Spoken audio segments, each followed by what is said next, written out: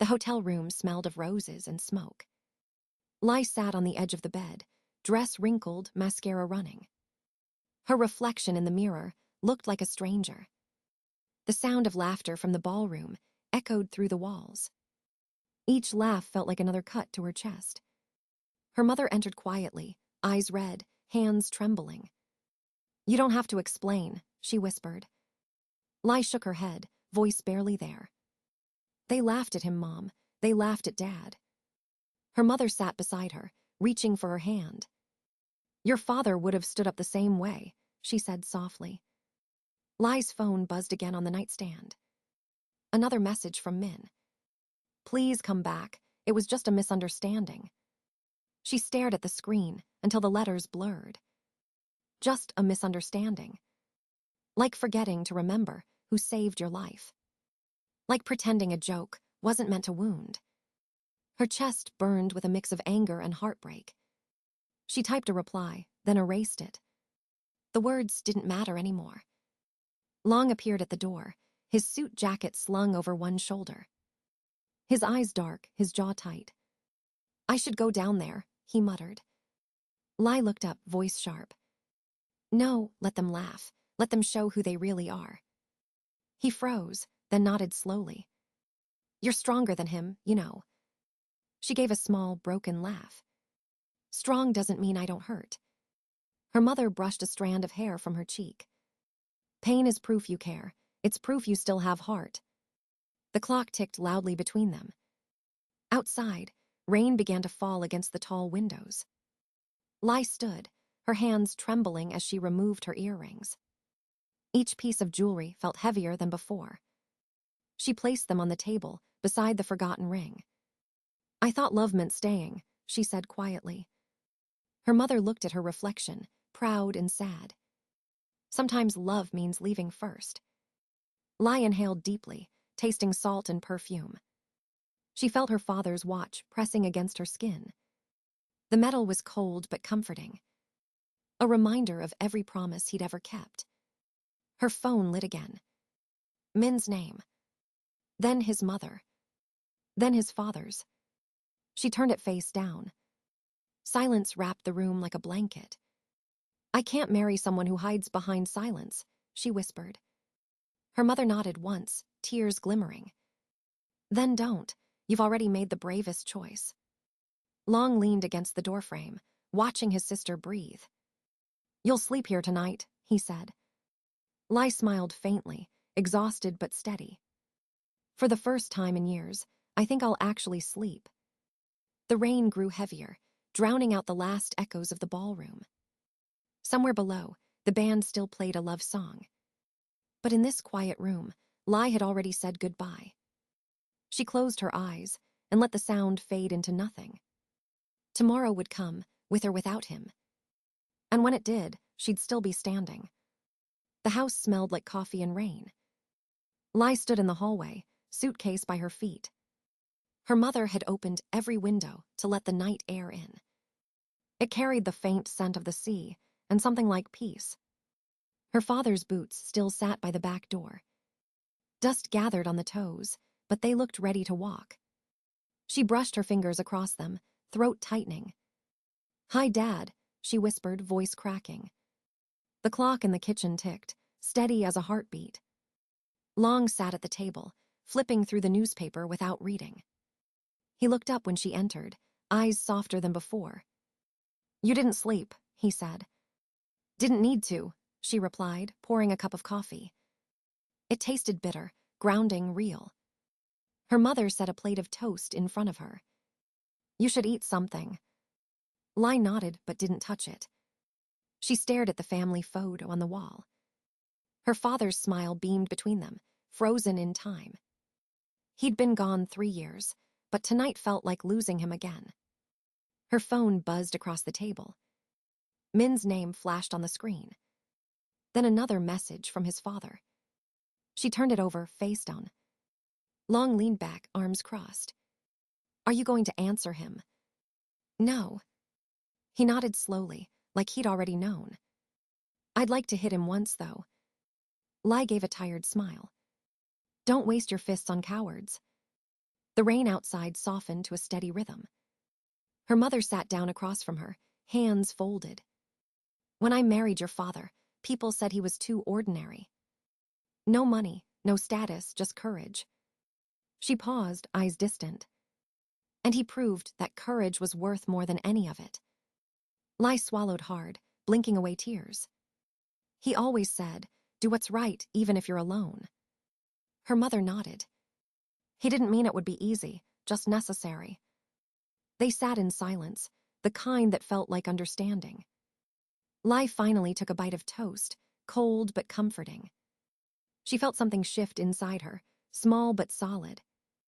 Maybe strength didn't arrive all at once. Maybe it was built in quiet kitchens like this. The doorbell rang. Long stood first, jaw tense. Through the window, the headlights of a familiar car glowed. Lai's chest tightened. Min. Her mother's expression hardened like stone. I'll handle this.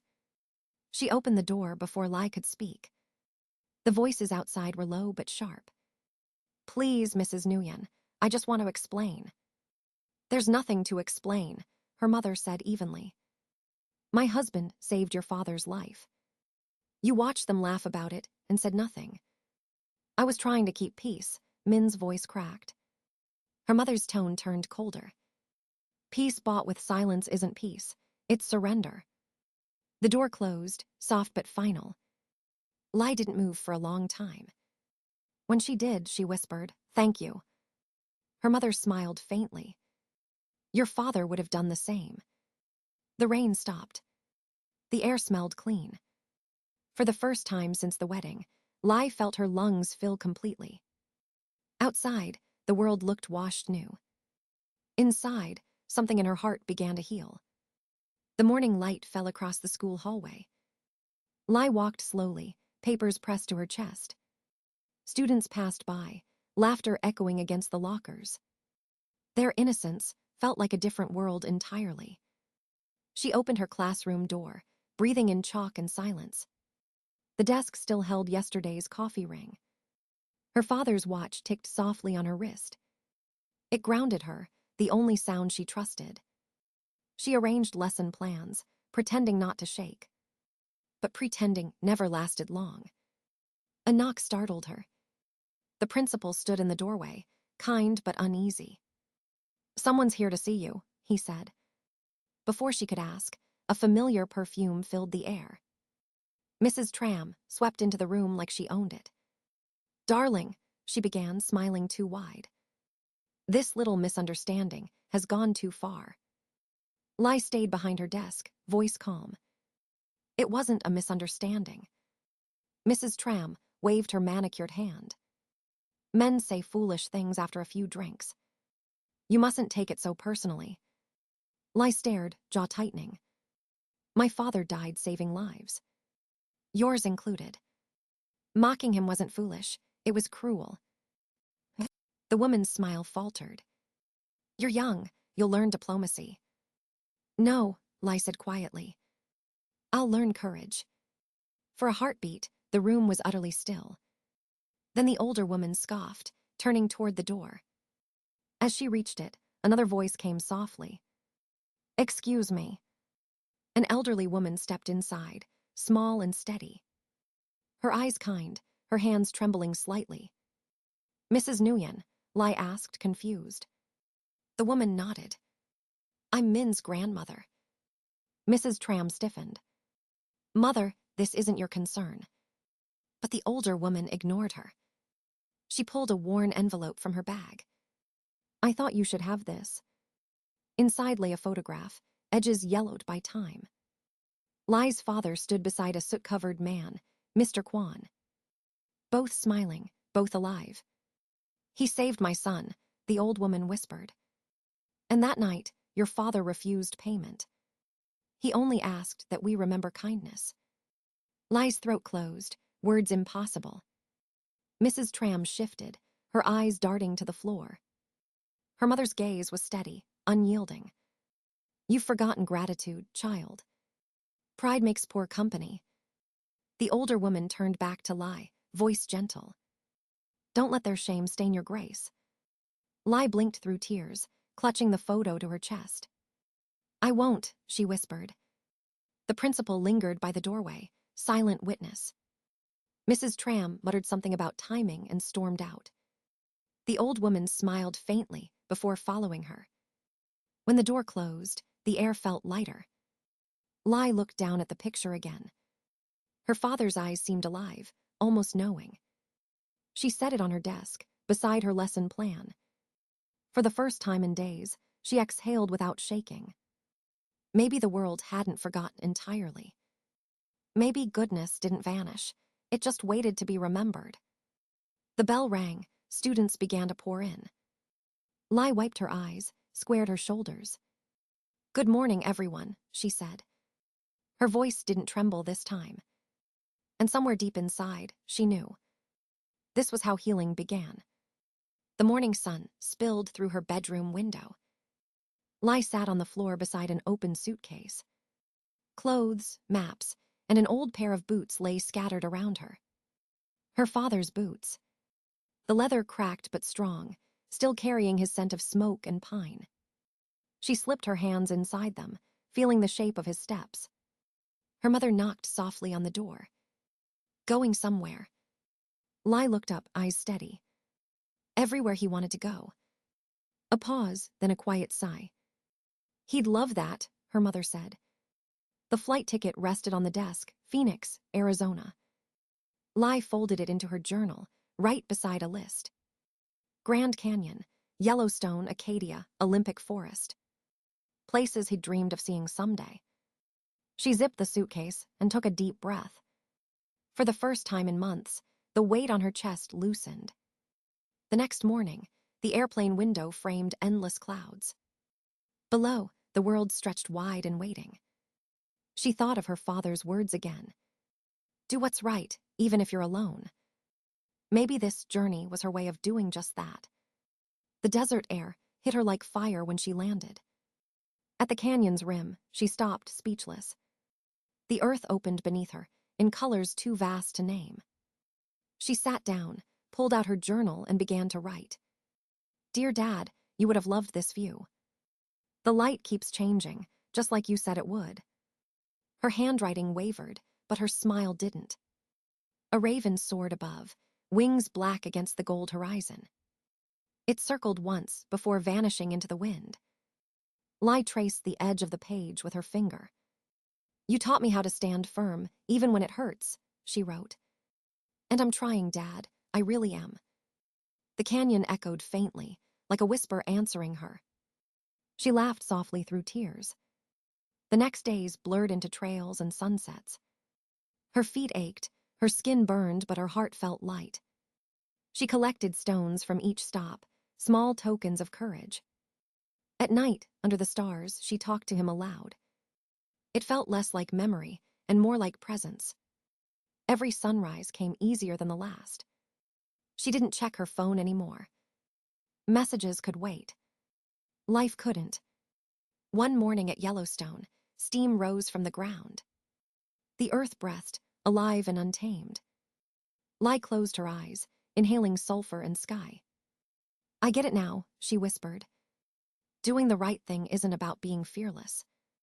It's about walking anyway." By the time she reached the Pacific coast, the tide was high. Waves crashed against the rocks, relentless and sure. She stood barefoot on wet sand, holding his boots. They felt heavy, but not burdensome. "I'll carry you," she said softly. "But you'll carry me too." The wind lifted her hair, salt on her lips. She turned toward the horizon, smiling.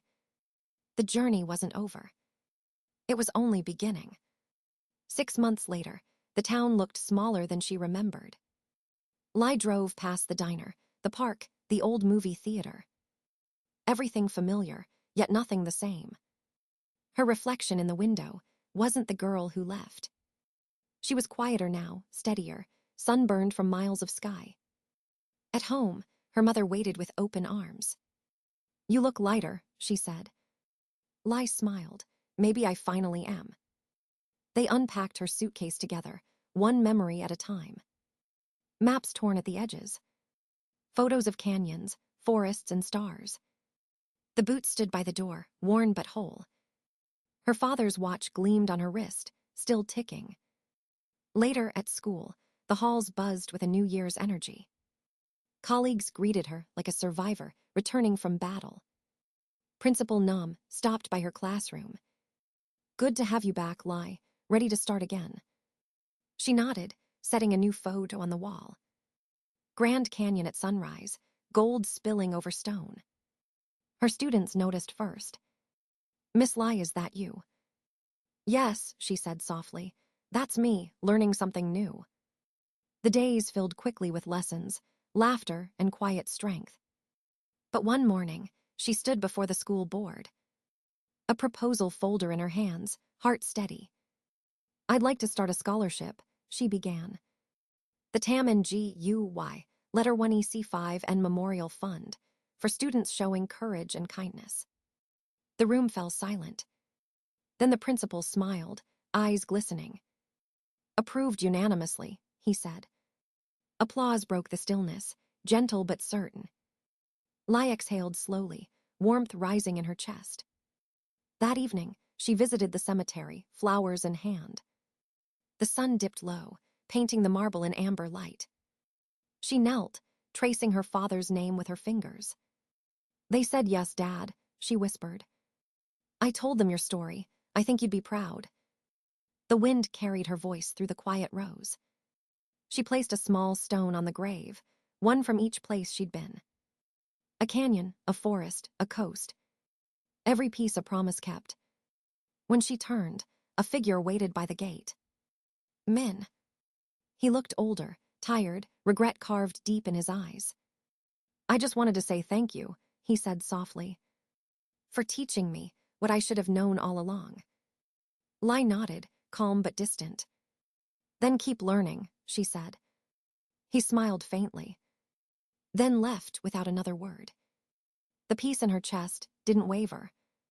Back home, her mother brewed tea. Steam curled between them, soft and fragrant. "Your father would have loved that scholarship," she murmured. Lai sipped her tea, eyes bright.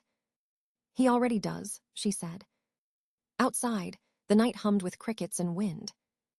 The world hadn't changed much. But she had. Every scar now glowed, like a map of where she'd been. And somewhere beyond the dark, her father's voice lingered.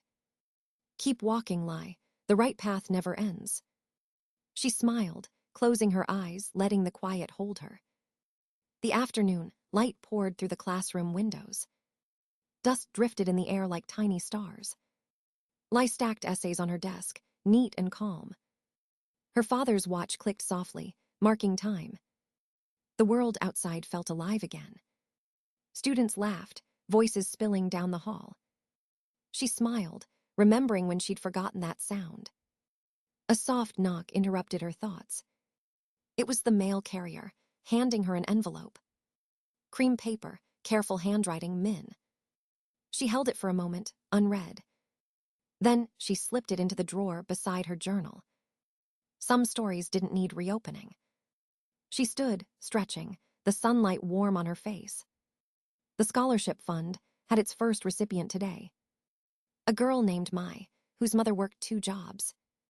Mai had written about courage and kindness, about how small choices build great lives. Lai had seen herself in every word. Later that evening, she walked to the park. Children played beneath the trees her father once planted. Laughter echoed between the swings and slides. Her brother waved from the picnic table, calling her over. Sophie sat beside him, radiant in her wedding dress rehearsal. The family gathered around, full of noise and joy. Her mother handed her a cup of tea. "You found peace," she said simply. Lai nodded, and purpose. As twilight deepened, fireflies blinked over the grass. Her phone buzzed, a message from Min's grandmother. "Thank you for helping him find his own courage." Lai smiled, heart light. Redemption came in strange, quiet ways. The stars began to bloom across the sky. At home, she opened her journal, writing slowly. Today, the world felt whole again. Her handwriting steadier than before. She turned the page and taped a photograph inside. Mai receiving her scholarship, eyes shining. Below it, Lai wrote, "He'd be proud." The kettle whistled from the kitchen. Her mother called softly, "Tea's ready." Lai looked around the house, filled with laughter and memory. Her father's boots rested by the door, polished and still. The watch on her wrist ticked with quiet certainty. She stepped outside onto the porch. The moon hung full above the hills. A breeze carried the scent of lilacs from the garden. Her father had planted them the spring before he died. They bloomed brighter this year. She traced the edge of her cup, whispering, "Thank you." Not for rescue, but for strength. Not for comfort, but for truth. She looked at the horizon, glowing silver. Life had led her through loss to something steady. The noise, the cruelty, the silence, all had shaped her. But they no longer owned her. She breathed deeply, chest open, free. "Some endings," she murmured, "are just beginnings in disguise." Her reflection in the glass smiled back, calm, alive. Somewhere in the wind, she thought she heard him. A whisper steady as heartbeat. "Walk on, Lai." She nodded, eyes bright beneath the moon. And she did. The sun rose over the quiet town, painting gold on every rooftop. Lai walked along the familiar street, her steps unhurried. Children waved from bicycles, their laughter light and clear. She smiled, the kind that came from peace, not performance. At the school gate, she paused, touching her father's watch. Its steady rhythm matched her heartbeat. Inside, her students were decorating the board for spring. Colorful papers, bright words, joy everywhere. One girl handed her a folded note. "Thank you for teaching me to be brave," it read. Lai blinked, the words settling deep inside her chest. Outside, the wind stirred the trees, soft and steady. She looked toward the horizon, endless and bright. Her journey had led her home, not to the past, but to herself. The pain, the loss, the silence, all had turned to light. She whispered, "I'm where I need to be." The echo felt like an answer carried through time. A whisper she'd always known. "Keep walking, Lai." She smiled, eyes shining beneath the morning sky. Every ending, she thought, is just another way to begin.